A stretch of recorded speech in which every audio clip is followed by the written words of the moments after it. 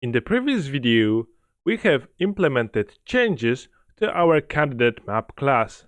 Now it's time to create a MapBrain class that will drive our genetic algorithm. So let's create a new C# class called MapBrain. And let's open it up. We will need to implement multiple parameters here as well as multiple methods, so it will take a few episodes to finish off this class. For now, it will stay as a mono behavior, but let's delete all the existing methods from this class when you have created it. Let's start from implementing the variables for our class. So first part will be a genetic algorithm parameters. I'm going to add a comment for it, so we have easier time finding out what's going on. So first thing we will need is a population size, crossover rate percent, mutation rate percent, and generation limit. So those are the basic parameters that you would implement for any of your genetic algorithms that you would implement in the future. For us, we will create a serialized field, and we are going to set a range for it of 20 to 100 for our private int population size. Okay, and I have used wrong brackets here. Okay, great. And our population size will be by default 20. Because do remember that increasing this parameter as well as generation limit will increase the time needed to run this algorithm. For now, let's create a serialized field. Actually, we can copy this parameters, this attribute. Let's paste it here and change the values from 0 to 100. And this will be our private int crossover rate. And let's set it to 100. So crossover rate will mean that we want 100 of our candidate maps from our population to cross over with the best parent that we have found in our map, in our population. Next, we will need to have a private double crossover rate percent. So this will be the value of type double, and it will be passed to a function that performs a crossover. Next, again, let's paste the attribute and change the values from 0 to 100, and this will be our private int mutation rate. Private int mutation rate. And let's set it to 0 by default, but we will need to set it about 5% or something like this to achieve better scores, better variation among our candidate maps. And again, we are going to implement private double mutation rate percent. So this will be passed to our candidate map, to our add mutation.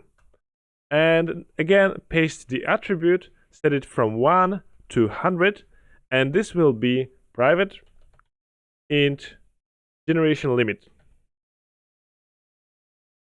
So let's set it to 10. Generation limit is a way we are going to stop our algorithm. There are multiple ways. We could, for example, check if there are any changes in the path length or in the fitness score itself, and say if there is no significant change during the next 10 generations, stop the algorithm. But since we are aiming to use this algorithm in-game on the fly, we would like to stop it and be certain that it is stopped. Although, as I said before, this isn't exactly optimized for now to be used during the gameplay itself. Okay, next set of parameters will be algorithm variables. So those will be the private list of candidate maps. And I need to Alt-Enter and use list from system collections generic. And this will be current generation. So this will store all the candidate maps generated in this generation. Next, we need private int total fitness this generation.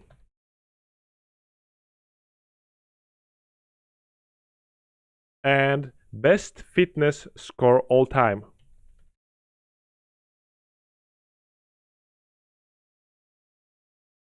We will talk about what are those parameters when we are implementing them. Let's set best fitness score to 0. Next, we are going to set a private candidate map, and this will be the best map equals null. So this will be the map that we are cloning to store safely in this map brain. Next, private int best map generation number. This will inform us if our algorithm is useful for whatever reason, because if we are getting the best map in the first generation, there is no point in running our algorithm. But if we are getting it in a third, in 10th, we can say that, okay, we only need this many loops, so generation limit can be 10, and we can generate a pretty decent looking map. It doesn't have to be the global optimum. We can find the local optimum that satisfies our need for our map look. And lastly, we're going to create, let's add here actually this generation number equals 1. So this will be the parameter that limits our algorithm, because we are going to add 1 to every generation number, and until we reach generation limit we will keep on looping, and if we are going to pass it, then we are going to stop the algorithm. Next set of parameters we will need is a fitness parameters. So those will be the parameters that we are going to set in our editor to say that we expect those parameters to be included in our output map. We want to achieve maximum length, we want to achieve this many corners, and so on. So let's create a serialized field attribute, private int fitness corner min. I need to change it to private. A fitness corner min. Let's set it to 6, and fitness corner max. Let's set it to 9. So basically, this tells us we want minimum of 6 corners in our map and maximum of 9 corners. Maybe let's set it to 12. We will change it when we are playing around with the algorithm, and we are going to set it to optimal parameters. Now let's copy the serialized field with a range attribute. Let's paste it here from 1 to 3, and this will be private int fitness corner weight. So how important for us is that our output has exactly 6 or 12 corner and not less, not more, because we can find a longer path, with more obstacles on the map itself, with more corners, for example, and maybe we are perfectly okay with this to be the best map that we have generated.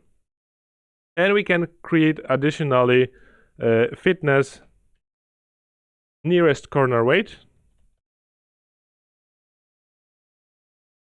equals 1, and fitness obstacle weight equals 1. So basically, as I said before, our main goal is to achieve the longest possible path, and this will be our main driving factor of our fitness function. Next, we need to create some parameters, so let's again paste this serialized field and range, and let's create from 1 to 5 a range, and we are going to say that this is private int our fitness path weight,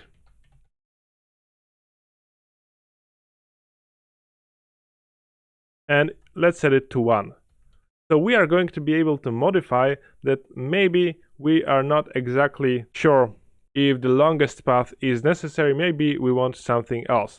And maybe let's extract this fitness obstacle weight, and instead let's create a serialized field. Okay, I need to finish this line and change the range from 0.3f to 1f, and let's paste this here. So our fitness for obstacle weight,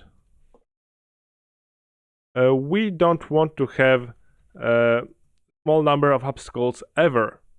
Okay, and I need to add private into it.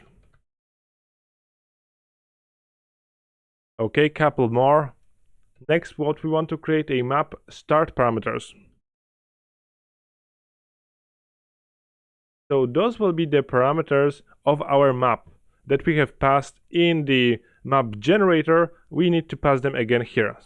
We need to copy the serialized field attribute. Let's paste it here. Let's start from 3 because this was the minimum for our map size, up to 20 possibly. Private int width of map equals 11 by default, and length of map equals 11. Next, we need private vector 3 start position and exit position. Okay, I have some error here. Okay, we need a comma here. Generate, and next we need private map grid and serialized field attribute private direction, and this will be the start position edge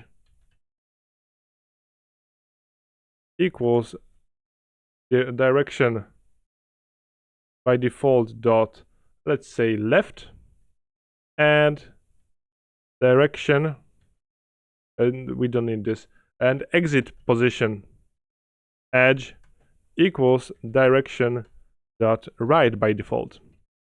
Okay, and we need another serialized field. This will be private for random start and end. If we want to generate a randomly placed points, and let's set it to false. Next thing we need is, actually you can paste if you have this serialized field and range from 4 to about 9, and this will be our last parameter, which is the private int number of knight pieces. Okay, and let's preset it to be 7. And last set of parameters is visualize grid, and what we need here is a public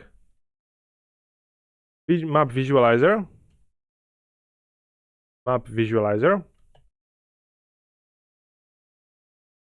a date time,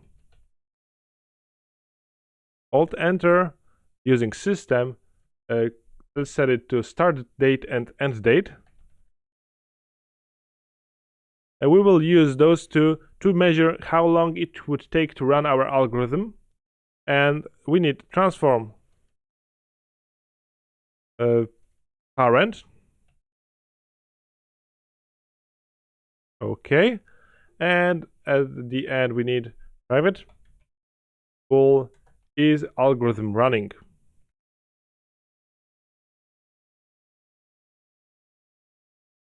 Equals false. And we will use this parameter. Let's left click on it and expose it as the property without setting it. This we will use in our custom inspector to drive a button to run an algorithm. So we will block the button until we finish with the running algorithm. Then we are going to be able to run it again. So that's it for our class parameters. As you can see, there is a lot of them. So in the next video, we are going to start implementing some methods for our map brain class.